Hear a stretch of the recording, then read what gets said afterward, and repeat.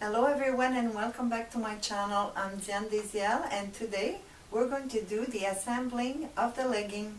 So now my legging is cut and the first thing we're going to do is overlocking the bottom of the hem. So for both legs, just overlock, and then we'll do the two first seam. So you're going to fold your leg and assemble the inseam for both legs from top to bottom.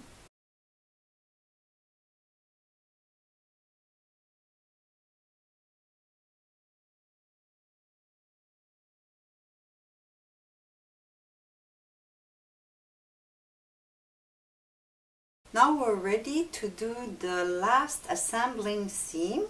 So you did your inseam on both legs, and we're going to take one of the leg and just turn inside out just the top part of your legging, so you could put it inside the other leg to be able to sew the crotch back and front all in one shot like a U shape.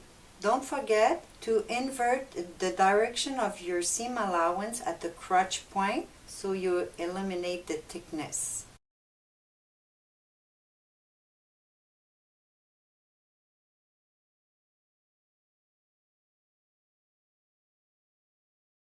Now it's time to put the elastic. My legging is sewn, and to get the measurement you have the choice. You could take the measurement on yourself at the waist level and cut the elastic 2.5 centimeters, about 2.5 centimeters smaller than the waist measurement. In that case, the elastic might be even a little bigger than your legging, but it is possible. The other thing you could do is just to measure exactly the measurement you need on your legging. Just like that, double it, allow about 2.5 centimeters for the overlap that we will do on the elastic.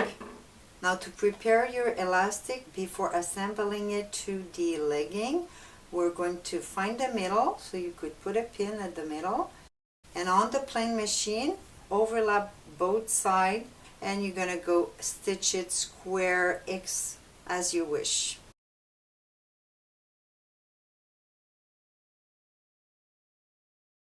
Now it's time to put the elastic at the waist of the legging. First, I'm going to turn my legging on the right side. Then find the back, that is the longest part. And I'm going to start by putting my elastic with the plain machine just to positionate the elastic, because very often the stretch fabric have a tendency to roll. So I figured that it's a little too many things to check while you're doing the overlock. So I'm just going to positionate and sew at the width of the foot, pulling a little bit on both elastic and fabric while sewing.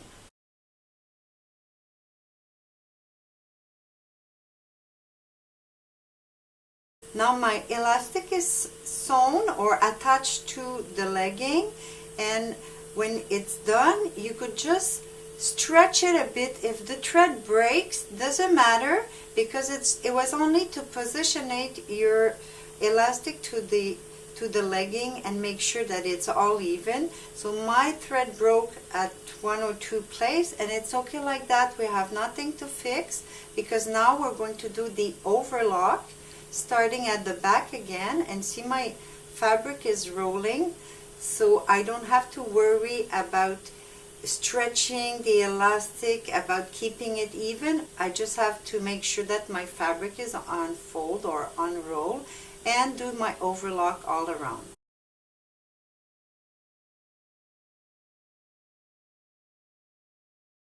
Now that the overlock is done, we're going to fold the elastic and do the top stitch. Remember to invert your seam allowance to eliminate the thickness. My first seam I'm going to do is right at the edge of the overlock, and I'm going to start a little bit before, go all around and go over my first seam. This way I eliminate the back tack and it gives a little flexibility to the seam. but when you're doing your seam, make sure you're pulling a little bit also to give flexibility to your seam. And when you're done with the first one, I'm going to turn around and do the second one from the top this time, so I could control exactly the width. I'm going to go the width of the foot, starting a little bit before the seam, and also go a little bit over at the end while pulling a little bit on my fabric.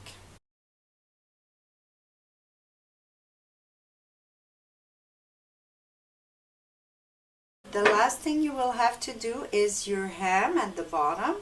So again, when you fold your hem, just make sure that you send opposite direction at the fold, just like that, and fold. Same thing, using the smaller stitch, you're going to sew with very tiny stitch. I don't do back tack. I go one time around, and when I get to my beginning point, I just move my needle the width of the foot, and I do another one, no back tack, but pulling a little while you sew. Now the legging is finished, and you could see my finishing at the waist, very stretchy, no problem. And we did the first seam at the edge of the overlock from the inside, and I did the second one on top, so I could control the width of the stitch. I know some of you might like it better to do with a zigzag stitch. I prefer this one just because it looks exactly like the one you're gonna buy in the store, and zigzag just look a little bit more homemade, so that's the reason. But they're both good. If you do zigzag, it gives you also a very stretchy seam. That's it for today. I hope you enjoyed. Don't miss my next video. I'll be finishing the coat pattern. Thanks for watching, and I see you next time.